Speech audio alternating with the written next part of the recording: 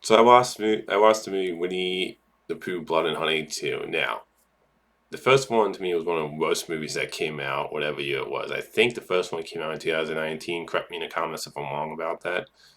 But to me, it was one of the worst horror slasher movies.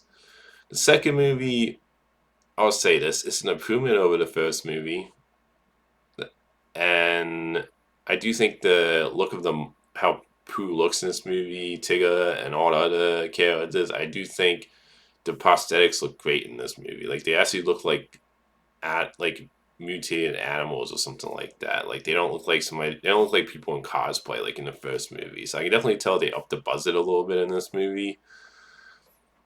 And they do give like Tigger and Owl, I think is the one character, like more personalities.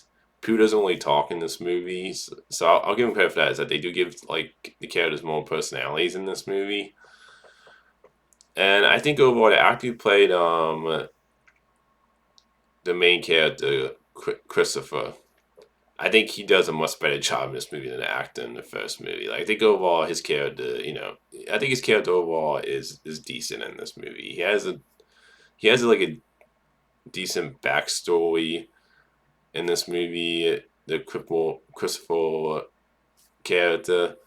And overall, I thought his character was fine in this movie. The other characters I think were fine in this movie. I didn't really care much for really any of the characters, but they were okay in this movie. They were better than the last movie. The negatives with this movie, though, is that the kills to me were not all that impressive. They don't really stand out in this movie. Like, it's definitely bloody. I'll give it that. It's definitely bloody. And I think the first movie was pretty decent when it came to, like, the blood and gore. So, but the kills don't really stand out in this movie to me. And even though they give the like Tigger and Owl and Pooh kind of like, even though Pooh doesn't talk in this movie, they give some of the characters like more personalities. These hollow-twisted versions of these characters. They all kind of feel like characters we've seen before. Like Pooh is basically the muscle in this movie, so he pretty much feels like Jason from Friday the 13th. Doesn't really talk, and he's just kind of the muscle of the group. Al, he pretty much feels like Pinhead from Hellraiser. Tigger, he pretty much feels like Freddy from Nightmare.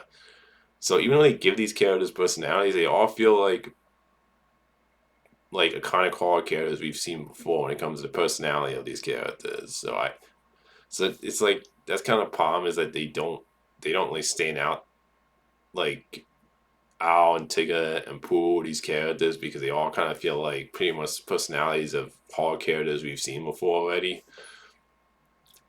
And like I said, the characters just aren't really all that memorable. Like I didn't really get invested in anybody in this movie. They aren't like terrible characters, but I just didn't really care if any of them died.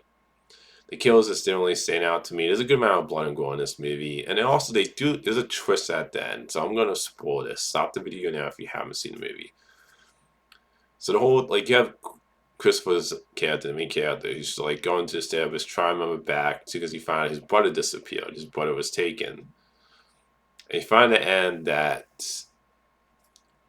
this guy that was experimenting on kids. And you find out that his brother is actually Pooh. Because he turned them into these, horror twisted versions of these characters of, these kids into like Owl, Tigger, Pooh.